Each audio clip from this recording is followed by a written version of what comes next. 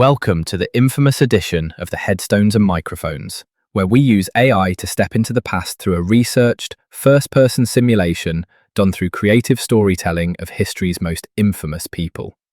Now, let's meet our guest. Welcome to the podcast. Let's start at the absolute beginning, where the public narrative hasn't yet distorted who you were. When and where were you born, and what was your given name? I was born in the small farming village of Prek Sabov, located outside the city of Kampong Tom in Cambodia. The year was 1925, and the name my parents gave me was Salat Sar. What was your hometown and home life like as a child? My hometown was a quiet rural area, but my family structure was actually quite prosperous compared to many around us.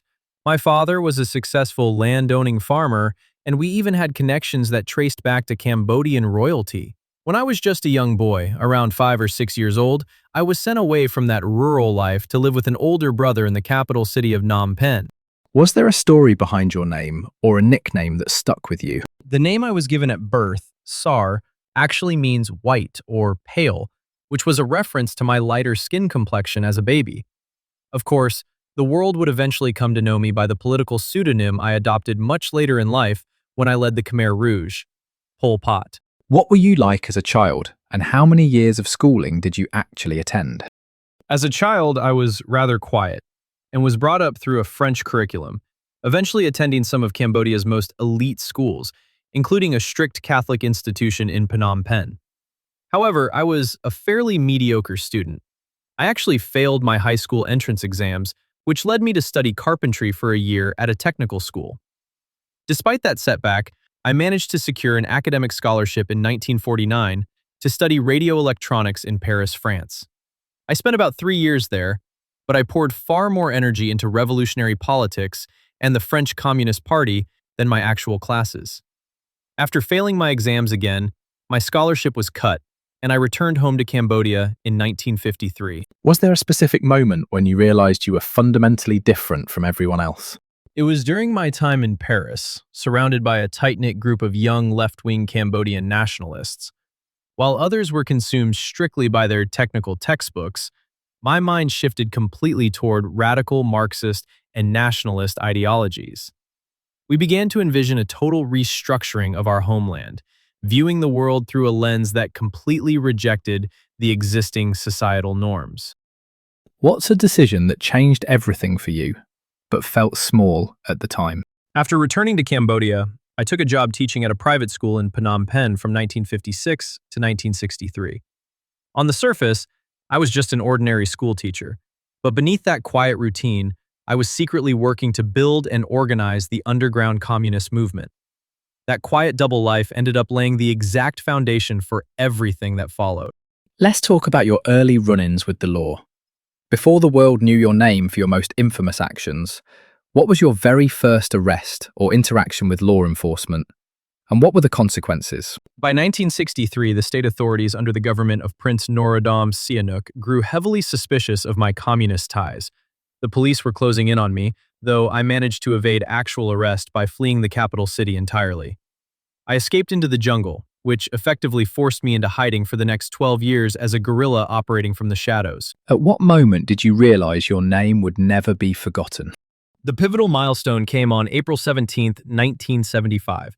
After years of brutal civil war against the military regime of General Lon Nol, my Khmer Rouge guerrilla forces successfully captured the capital city of Phnom Penh. We overthrew the government completely, and suddenly, the radical agrarian reforms we had plotted in the jungle were thrust onto the global stage.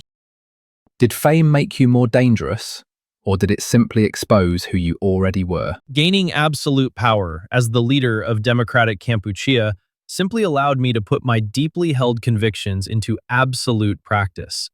We sought a complete cultural reset, what we called Year Zero.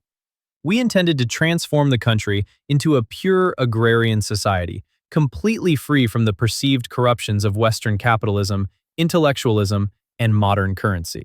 Who do you believe betrayed you first? A person, society, or your own instincts?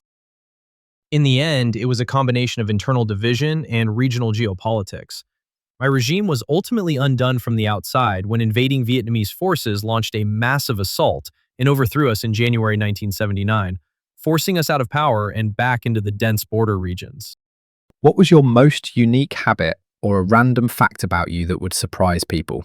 People who knew me during my years as a school teacher often remembered me as an incredibly soft-spoken, polite, and calm individual. It always surprised outside observers how someone with such an unassuming, gentle personal demeanor could hold such uncompromisingly rigid ideological views. What did the public never understand about the pressure you were under at the time? From our perspective within the movement, we felt we were locked in a desperate, existential struggle to protect Cambodian autonomy from foreign imperialism and internal subversion. We believed that absolute solidarity and total systemic purity were the only ways to ensure the survival of our vision. Did you have any known rivalries that defined your career? My early political career was defined by fierce opposition to the royal government of Norodom Sihanouk, and later, a bitter military conflict against the Western-backed military government of General Lon Nol. In the final chapters, my primary adversary became the Vietnamese state and its forces. What personal battles were you fighting privately while the world was watching? While directing the party, I spent decades living in highly primitive jungle camps, constantly managing the intense physical toll of hiding in remote environments.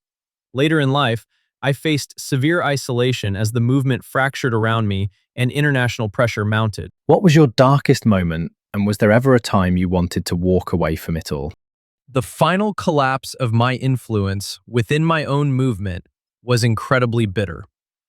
In 1997, during our final years hiding along the Thailand border, I was stripped of my leadership and placed under house arrest by my own former Khmer Rouge comrades after an internal purge went wrong. What truth was hardest to escape when you were alone at night? Even when confined to a jungle base at the end of my life, I remained completely convinced that my motives had been pure. I focused entirely on the defense of my country, rather than the immense suffering that occurred under our administration. When the law finally closed in, how exactly were you brought to justice? Walk me through the final arrest, the charges that ultimately stuck, and the legal outcome of your trials. I was never actually brought before an international court or traditional state justice system. Instead, I was arrested by my own inner circle within the remnant Khmer Rouge faction. They subjected me to what was essentially a show trial by a people's tribunal in the jungle, sentencing me to life imprisonment. What's the craziest rumor ever told about you, and what part of your story has been exaggerated the most? Because I operated in extreme secrecy for so many years, the international community frequently knew nothing about my identity or even if I was alive. For a long time, the public narrative was entirely filled with rumors and speculation regarding my exact whereabouts and the inner workings of our leadership. What is the biggest misconception people have about your life? The biggest misconception is the idea that our policies were driven by simple, mindless malice. In my own mind, every single radical measure we took was a necessary step toward building what we envisioned as a completely equal, self-sufficient, utopian society. What would surprise people most about your ordinary human side? Despite the massive upheavals happening across the country, I maintained a relatively quiet, domestic private life in our hidden base camps, eventually marrying my second wife, Mia's son, in the mid-1980s and raising a daughter. When, where, and how did you pass away? I passed away on April 15, 1998, near An Long Veng, right along the border between Cambodia and Thailand. I was 72 years old and died in my sleep from apparently natural causes, while still serving that jungle life sentence. Was your downfall caused more by your own flaws or by the world changing around you? My ultimate downfall was caused by a shifting world, specifically the overwhelming military intervention of Vietnam and the gradual erosion of internal support as the decades wore on in the jungle. What past regrets did you carry with you to the end? If you could erase one decision from your life, would you? Or was it necessary to become who you were? In the final interviews I gave before my death, I stated clearly that my conscience was clear. I maintained to the very end that I only fought for my country, and I refused to express personal regret for the decisions made during our rule. What scared you more? Getting caught? Losing power? Or being forgotten? Losing control over the ideological purity and direction of the movement was always my greatest fear. I was consumed by the worry that our revolutionary vision for Cambodia would be completely dismantled and erased. When you look back now, do you see yourself as the villain, the hero, or something in between? I always viewed myself strictly as a patriot. I believed everything I did was out of love for my country and its people, even if the rest of the world looked back and saw something entirely different. Do you have any closing remarks about the interview or the stories you shared that you would like to share with the listeners before we sign off? I only ask that history looks at the context of the times, the wars, the bombings, and the chaos we inherited. My goals were always focused on the independence of Cambodia. And that wraps up another conversation from Beyond the Grave. Thanks for joining us on the Headstones and Microphones podcast. Remember, do better with the life you have been given and choose to do good in this life.